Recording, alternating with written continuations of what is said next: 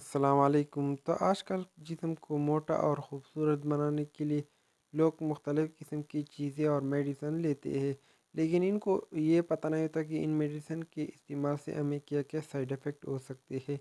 तो आजकल लोग सेहतमंद कैप्सूल जो है बहुत ज़्यादा लेते हैं, लेकिन इनको लेने से आपको बहुत ज़्यादा साइड इफ़ेक्ट हो सकते हैं। तो इस पे मैंने डिटेल से वीडियो बनाई है, तो आप मेरे चैनल पे जाकर इनको जो है चेक कर सकते हैं।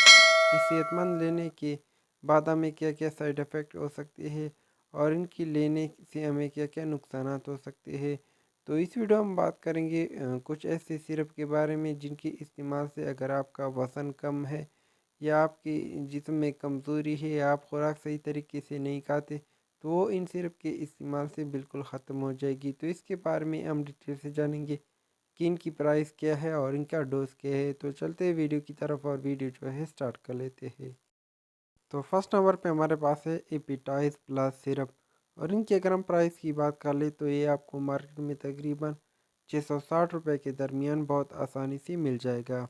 तो नेक्स्ट हमारे पास आती है ट्राइमेटाबोल सिरप और इनकी अगर हम प्राइस की बात कर ले तो ये आपको मार्केट में तकरीबन 120 रुपये के दरमियान बहुत आसानी से मिल जाएगा, जो कि सामी कंपनी इसको बनाती है। अब जान लेते हैं इनके इस्तेमाल के बारे में कि इनका इस्तेमाल हमने किस तरह से करना है।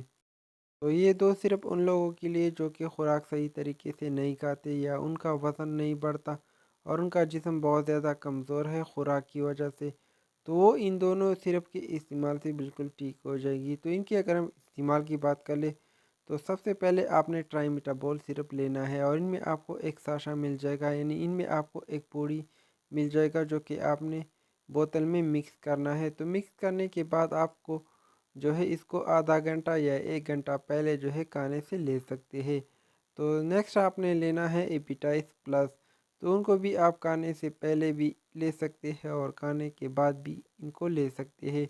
तो इन दोनों सिरप को लेने के बाद आपका जो वज़न है वो भी इससे बढ़ जाएगा और आपकी भूख जो है वो इन सिरप के इस्तेमाल से बिल्कुल ख़त्म हो जाएगी।